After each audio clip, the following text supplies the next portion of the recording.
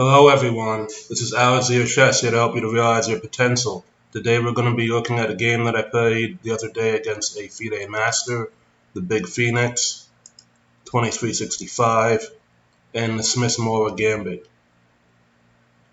So here, I opened with e4, he went for the Sicilian, after d4, pawn takes, c3, the Smith-Morra Gambit, he declined it with knight to f6, and after e5, knight d5, bishop c4, we transposed into a variation of the Alpen Sicilian, and after e6, knight f3, d6, pawn takes, a6, castles, d takes e, knight c3.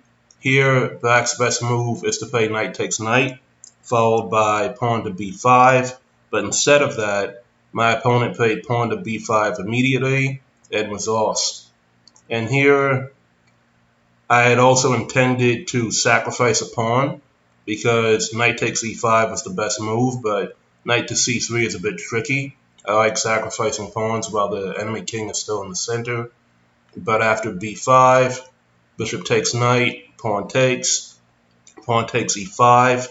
Here, I have bishop g5 incoming, as well as ideas of playing e6. I also have knight to d4 to block the square in front of the pawn. So after bishop b7, here the computer recommends that I play e6, but I did not play e6 right away due to f6 ideas with bishop e7 and castling and trying to set up a blockade. Granted, it doesn't work, but hindsight is 20/20. Here, instead I played bishop g5, just continuing development, and now he played queen to d7, which is a mistake. And here, e6 followed by f takes e and then knight e5 would have been winning immediately, but I played knight to d4, which is given as a blunder, although this is still advantageous for white. But here, knight to d4 facilitates the idea that I use in the game of playing e6 and sacrificing the knight on e6, as well as blocking this light squared bishop from ever getting active because black cannot push the d5 pawn to open up his pieces.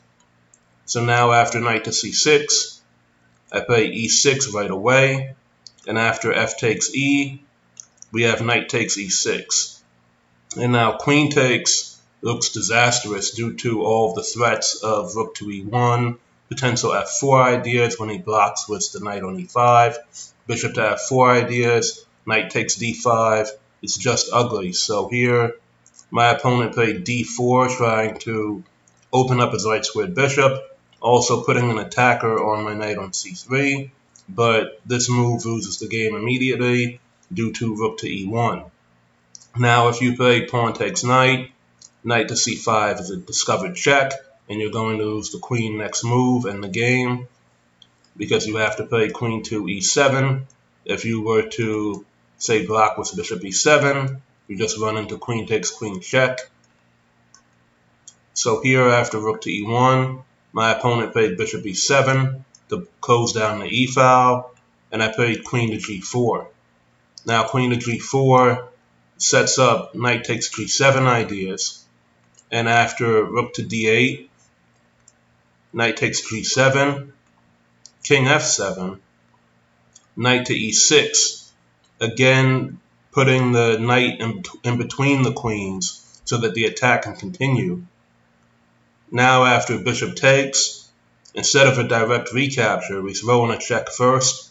Now no matter where the black king goes, it's going to be check next move. So after king e7, queen takes bishop check. Here, if my opponent plays king d6, queen c5 is mate. So he plays king to f7.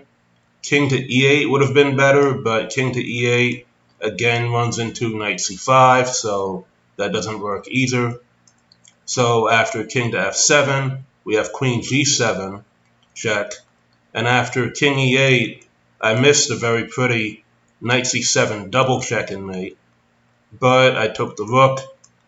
After king to e7, queen g7 check, king to d6, queen g3 check, king e7, Knight to c5 check, my original idea comes to fruition. After king f7, knight takes queen, rook takes, and now knight to e4.